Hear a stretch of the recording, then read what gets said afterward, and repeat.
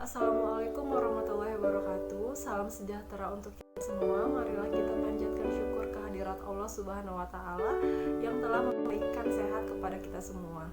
Tidak lupa saya ucapkan terima kasih kepada Ibu Hani Aza Umama SEMM sebagai dosen pengampu mata kuliah Psikologi Industri dan Organisasi yang telah memberikan kesempatan kepada para mahasiswa untuk menyampaikan presentasi materi. Kami perwakilan dari kelas A1, kelompok 2 akan membahas tentang kepuasan kerja.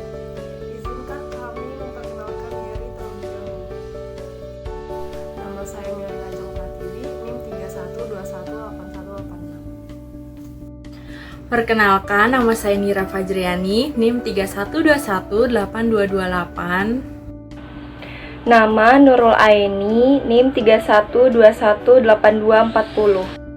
Nama Nurul Fitriani, NIM 31218241. Halo, perkenalkan nama saya Rizka Nefrianti, NIM 31218266. Perkenalkan, nama Syifa Salsabila, NIM 31218295. Kepuasan kerja. Kepuasan kerja merupakan salah satu faktor yang penting dalam setiap pekerjaan. Kepuasan kerja juga merupakan sisi afektif atau emosi. Menurut Martoyo, kepuasan kerja adalah keadaan emosional pegawai yang terjadi maupun tidak terjadi, titik temu, antara nilai balas jasa kerja pegawai dan organisasi dengan tingkat nilai balas jasa yang memang diinginkan oleh pegawai yang bersangkutan. Selanjutnya, teori kepuasan kerja. Pertama, two-factor theory. Teori ini menganjurkan bahwa kepuasan dan ketidakpuasan merupakan bagian dari kelompok variabel yang berbeda, yaitu motivators dan hygiene factors. Ketidakpuasan dihubungkan dengan kondisi sekitar pekerjaan seperti kondisi kerja, upah, keamanan, kualitas pengawasan, dan hubungan dengan orang lain, dan bukan dengan pekerjaan itu sendiri. Kedua, value theory. Menurut teori ini, kepuasan kerja terjadi pada tingkatan di mana hasil pekerjaan diterima individu seperti yang diharapkan. Semakin banyak orang menerima hasil, akan semakin puas dan sebaliknya. Kunci menuju kepuasan pada teori ini adalah perbedaan antara aspek pekerjaan yang dimiliki dengan yang diinginkan seseorang. Semakin besar perbedaan, semakin rendah kepuasan seseorang. Faktor penentu kepuasan kerja yang pertama, tugas atau pekerjaan yang dilakukan. Adanya kesesuaian pekerja dengan keterampilan dan kemampuan karyawan yang diharapkan mampu mendorong karyawan untuk menghasilkan kinerja yang baik. Kemudian yang kedua yaitu ada gaji, merupakan remunerasi finansial yang diterima oleh karyawan yang dipandang sebagai suatu yang adil dalam organisasi.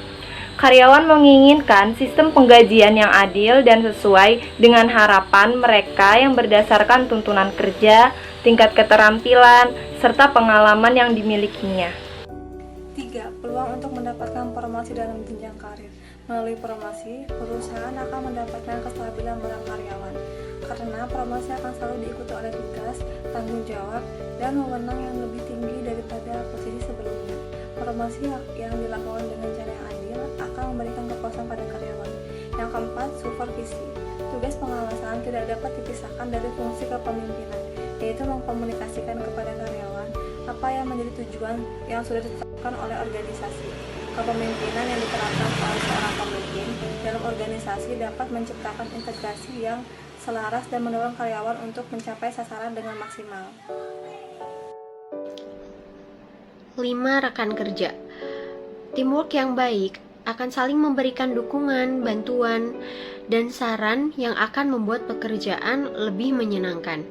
Hubungan baik dengan rekan kerja akan sangat berarti jika pekerjaan tersebut membutuhkan kerjasama tim.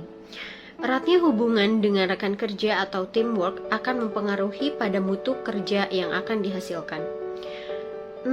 Yaitu lingkungan kerja yang bersih dan menyenangkan.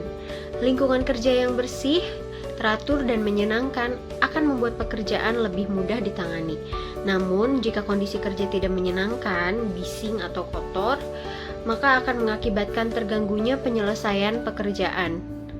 Lingkungan kerja yang baik juga akan memberikan kepuasan kerja. Materi selanjutnya adalah dampak kepuasan kerja dan ketidakpuasan kerja. Yang pertama, dampak terhadap produktivitas kerja, yaitu hubungan antara produktivitas dan kepuasan kerja sangat kecil. Menurut Commit to Survey Room, produktivitas dipengaruhi banyak faktor moderator di samping kepuasan kerja. Yang kedua, dampak terhadap ketidakhadiran dan keluarnya tenaga kerja. Ketidakhadiran lebih bersifat spontan dan kurang mencerminkan ketidakpuasan kerja, berbeda dengan berhenti atau keluar dari pekerjaan. Perilaku ini karena akan mempunyai akibat-akibat ekonomis yang lebih besar, maka lebih besar kemungkinannya ia berhubungan dengan ketidakpuasan kerja. Yang ketiga ada dampak terhadap kesehatan.